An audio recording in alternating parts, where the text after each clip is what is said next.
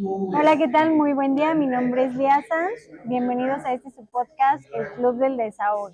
Y bueno, como pueden ver, hoy hicimos el podcast al aire libre en el Centro Cultural Los Chocolates.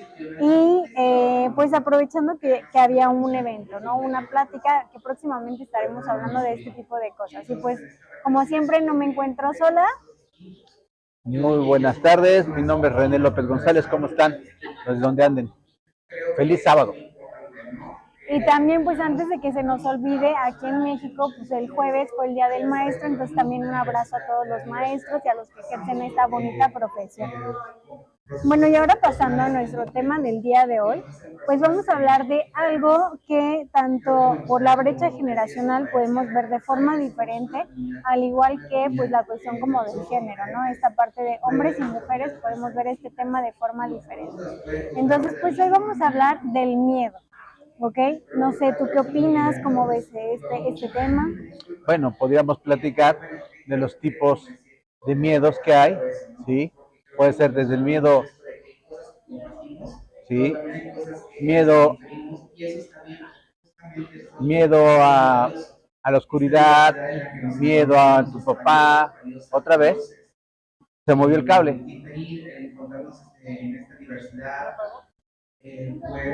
Habitarnos de formas distintas a las que los... Sí, ok.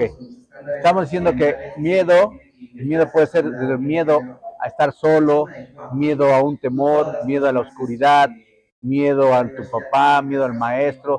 ¿A qué miedo hablamos? ¿En general? Pues es que de hecho más bien yo creo que está el miedo y la cuestión de las fobias, okay, que es muy diferente. O sea, la fobia es como si existen diferentes tipos, pero la fobia es muchísimo más grande que la cuestión de lo que es el miedo.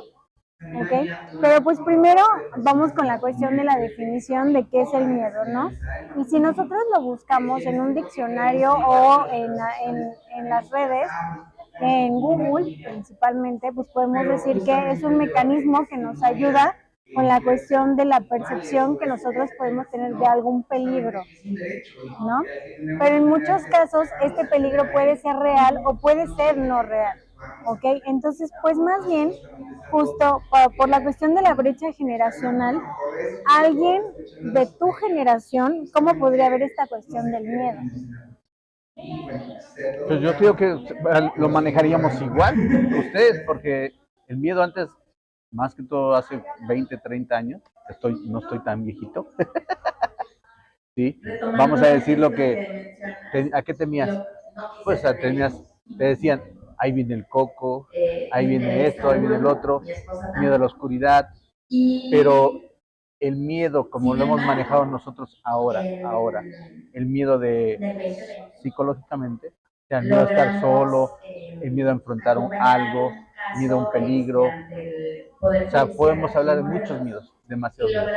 ¿Algo en específico que quieras tratar? No, pero también a lo que me refiero es que creo que las nuevas generaciones, tal vez por ejemplo en tu caso, había como esta parte como de tener miedo a los maestros, ¿no? Al respeto. La cuestión, exactamente, pero sí tenían miedo. Sí. A comparación de mi generación, no era que le tuviéramos miedo a los maestros. No, pero es que hay un detalle, una gran diferencia. En mi generación, el maestro era el maestro y te decían los papás. Eso es a lo que me refiero. O sea, los papás te decían, ¿sabes qué? Tienes que hacerle caso a tu maestro. Y te jalaban las patillas, te daban, te agarran con la regla y estaba permitido. Actualmente no puedes hacerlo. No. O sea, un maestro que toque a un niño, ¿qué ha pasado? Pero, ok, sí, pero estoy hablando como de un ejemplo, que al final justo como ese tipo de cosas que a tu generación y a mi generación nos tocó de forma diferente, y no lo hemos visto como igual. De mi lado no es que le tuviéramos miedo a un maestro, sino desde la cuestión de que no nos inculcaron tal vez tanto esa parte de que el maestro era una figura de autoridad, era como, sí es una figura de autoridad, pero tal vez no tanto como en tu generación. Sí, mi generación era muy diferente, era tu papá y después el maestro, ¿sí? Te decían, ¿sabes qué? Y también a veces hasta el cura, en mis tiempos. O sea, los curas eran la autoridad antes, y el maestro y el cura, y les hacían caso, así de simple. Exactamente, pero por ejemplo de mi generación, Creo que no somos tantas las personas que tenemos como era la iglesia y ver a un sacerdote de esa forma, a comparación de tu generación o tal vez de la generación de nuestra producción, ¿no? Que igual es como muy raro ver a chavos ir a la iglesia, ¿no? No, ya no van. ¿Vas a la iglesia, Brian? ¿Van a la iglesia, Jenny? Ella sí. Bueno, Jenny dice que sí, Brian Jenny dice que no. O sea, exactamente. O sea, el hereje es Brian.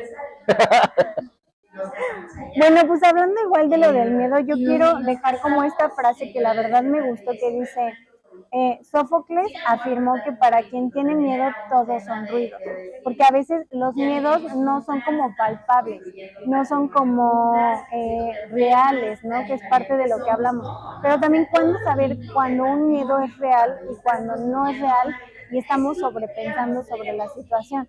¿Y a qué voy con esto? Es, por ejemplo, un hombre, ¿cómo ve esa parte del miedo? Pues, el miedo, ¿cómo lo ve el hombre? O sea, especialmente miedo, o sea, cuando vas manejando, un ejemplo, o sea, el que vayas a chocar, que vayas a pegarle a alguien, ¿sí?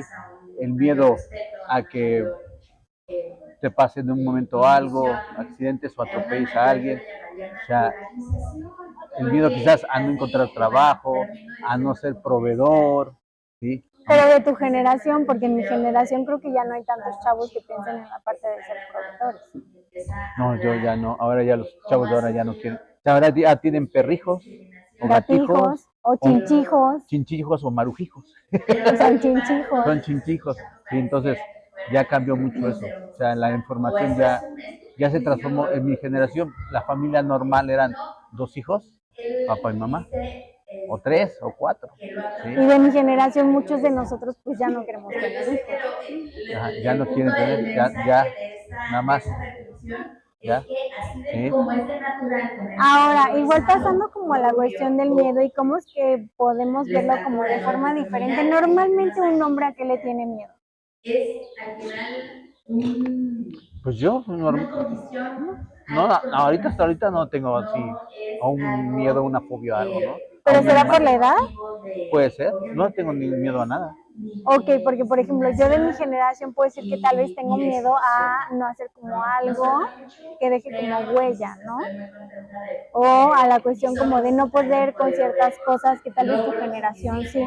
Por ejemplo, esta parte de tener carro, tener casa, el poder salir adelante. En mi generación lo que era la seguridad, tener una seguridad financiera y, entre comillas, tú decías que eras un hombre exitoso porque tenías una casa, un coche, o sea, y todo eso. Pero también de mi generación, pues ya hay chavos, o digo chavos, pues por la cuestión de que no somos tan grandes, pero la parte como de esperan que muchos de sus papás pues dejen la parte de la herencia, ¿no?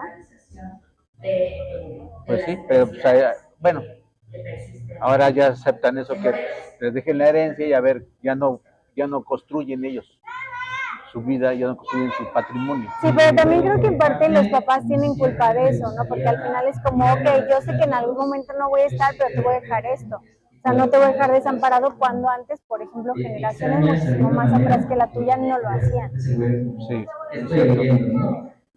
Ok, pero bueno, regresando a la parte de lo del miedo, ¿qué podemos hacer cuando tenemos miedo? Al final sí creo que hay una diferencia entre cómo reacciona un hombre ante el miedo y cómo reacciona una mujer. Por ejemplo, si hablamos de cuestiones de violencia, que son normalmente los temas que tratamos, ¿cómo reacciona un hombre ante una situación de violencia o acoso?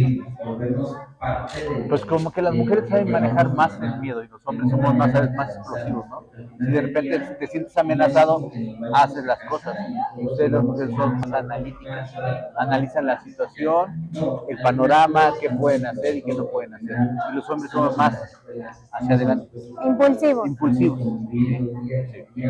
Ok, bueno, no, sí, yo por ejemplo puedo decir que desde lo que he aprendido, desde la cuestión del miedo, sí tendemos como que ser muchísimo más analíticas, como sentarnos, pensarnos, analizar, pero también hay veces que ciertas situaciones nos rebasan. Por ejemplo, en situaciones de acoso, que son tal vez salir a la calle a caminar y alguien me está siguiendo, pues es como, ¿qué hago en ese momento, no? O sea, la parte de, pues sí puedo encontrar como algún lugar a donde moverme, a donde meterme, etcétera, etcétera, etcétera, a diferencia de, por ejemplo, un hombre que está siendo acosado. Para empezar, nosotros no vimos esa situación tan fuerte como ustedes, porque yo podría decir que son pocas las personas que sufren los hombres de acoso, y en cambio ustedes lo viven día con día, hora con hora. Así de simple. Pero, por ejemplo, la cuestión igual de este tema, ¿cómo puede ser? ¿Cuáles serían los miedos más frecuentes que puede vivir un hombre referente a situaciones de violencia o acoso? Pues, en mi caso, o sea, acoso no he sufrido nunca en mi vida. Nunca. ¿Sí? No, yo que me acuerde, no, ninguno.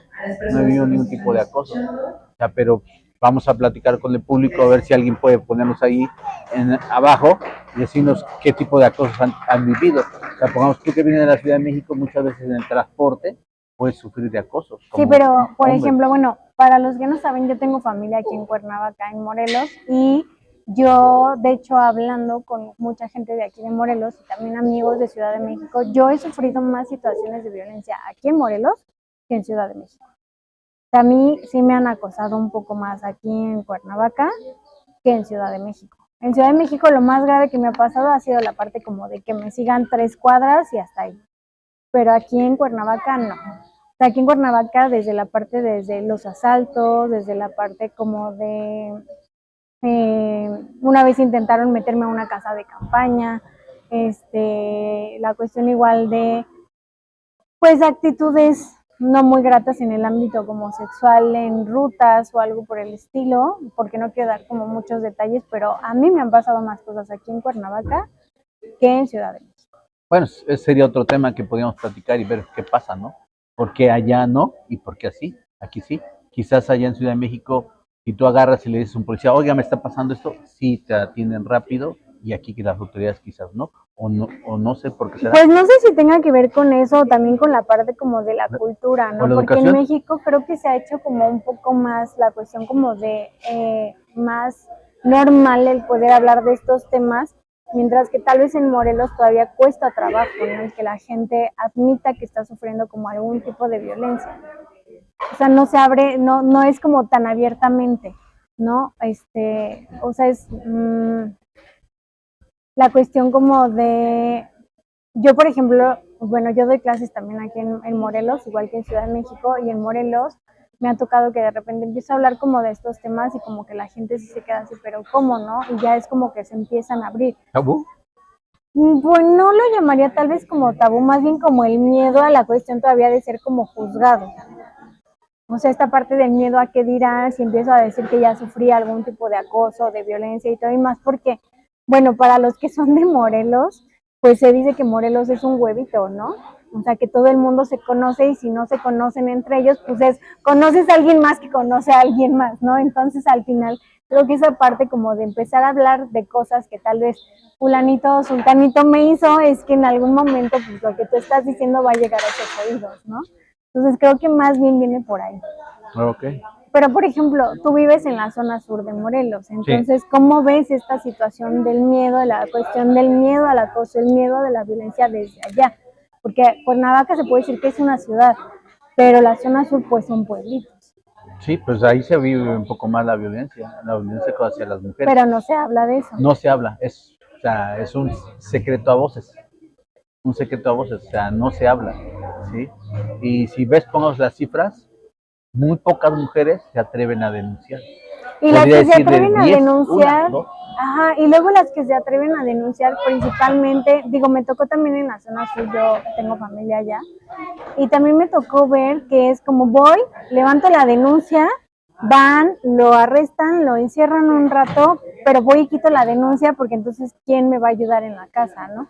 En la cuestión como económica y monetaria, ¿no? Entonces, si la violencia fue de su pareja. Exactamente. O sea, que creo que es como muchísimo más común que se acepte ese tipo de violencia a aceptar como el haber vivido violencia tal vez de algún amigo o de alguna amiga o de algún familiar, porque todavía como en la parte de la cuestión como de los pueblitos viene esta parte de Es que cómo vas a decir que tu tío, tu tía, tu abuelo, tu abuela te hizo esto, ¿no? O sea, todavía como la parte de cuidar esa cuestión. Cuidar la honorabilidad de la familia. Honorabilidad. Exactamente. Pero ahora, ¿cómo podemos saber cuando tenemos miedo? Por ejemplo, un hombre, ¿cómo se da cuenta que tiene miedo de algo? Tu cuerpo lo siente, la reacción. Tú reaccionas. Pero ¿cómo? Eres impulsivo. O sea, si de repente ves que vas a chocar, ves que va a pasar algo, te preparas para el golpe, te preparas. O si de repente vas caminando y ves que hay unos tipos ahí encarados que te están viendo feo, pues ya te preparas. O sea, lo presientes, lo sientes. O sea, empiezas, tu cuerpo está a la defensiva. Y ustedes, pongamos las mujeres, he visto que no. Yo a las pocas mujeres que he tratado este tipo de temas, veo que no. O sea, son analíticas, ven hacia dónde, qué hago, con quién hablo. Sí, tenemos como a ver nuestro panorama alrededor y después de eso como ver la cuestión como de buscar o solicitar ayuda. Pero también a veces nos vamos como al extremo de, ok, si no encuentro la parte de solicitar la ayuda, pues es como mejor me hago chiquita. Y ustedes creo que nunca hacen como esa cuestión de hacerse Define chiquitos. qué es hacerse chiquita.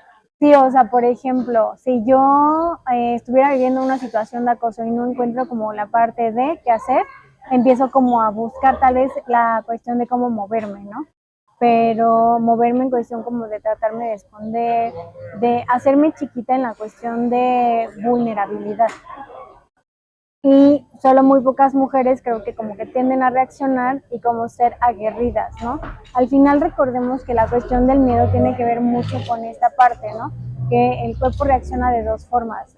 Uno es te pasmas o la segunda es reaccionas. O sea, solo tenemos esas dos opciones. Entonces nosotros los hombres nos reaccionamos.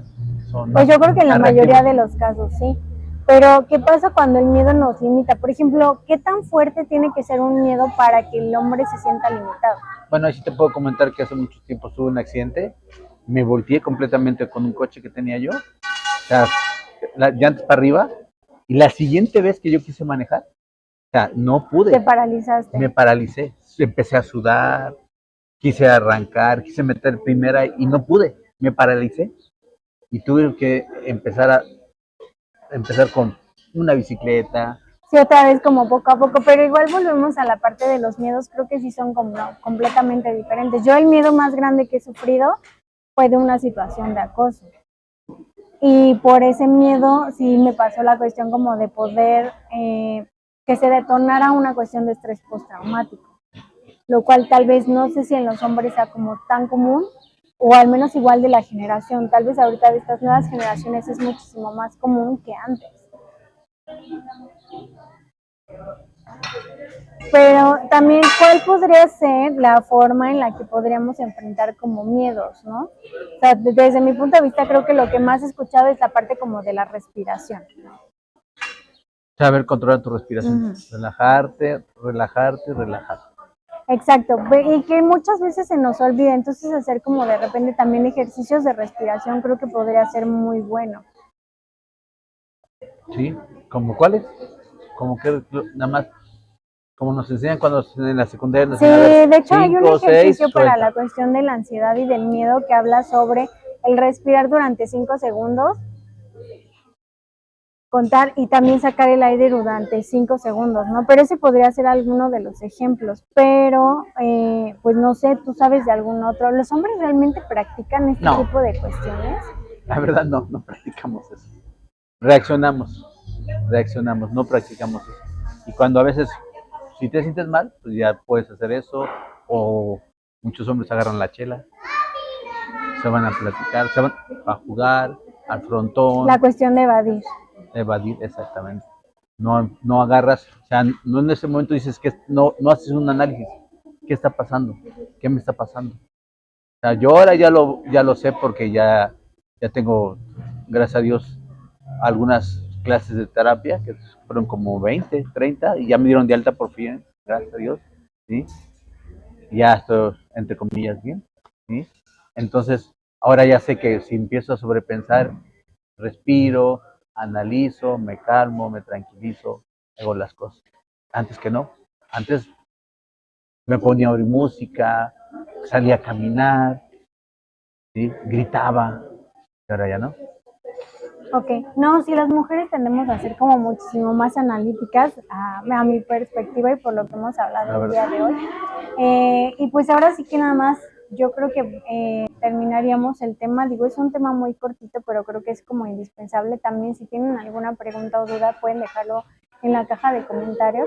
Y también sobre las situaciones de miedo, ¿no? Porque al final creo que hombres y mujeres y también las diferentes generaciones lo vemos de forma diferente, pero también la parte de buscar ayuda, ¿no? Es muchísimo más fácil a veces que una mujer busque ayuda a que un hombre lo haga.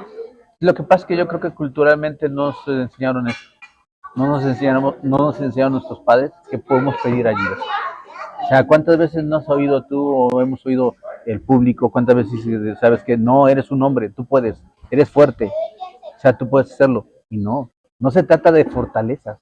No. Se trata de que tú también eres un ser humano y Sí, tienes debilidades. pero también esto me recuerda a una cuestión de la cultura japonesa que dice que, por ejemplo, se sacan mucho de onda con la cultura latinoamericana, porque dicen, en la cultura latinoamericana consideran a una persona fuerte de carácter cuando es impulsiva, cuando es explosiva, mientras que los japoneses dicen que una persona que tiene carácter fuerte es aquella que sabe controlar y tener una buena gestión emocional.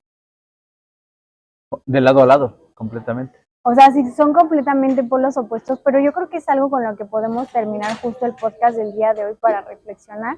Entonces, pues nos despedimos. Mi nombre es Lía Sanz. Este es el podcast del Club del Desahogue. Y René López González, que tenga muy buena tarde. Y recuerden dejarnos sus comentarios y en la caja de comentarios y cualquier cosa, pues aquí estamos. Y coméntenos sobre cuáles han sido sus miedos, cómo los han afrontado y también si les gustaría que habláramos como de un tema en específico.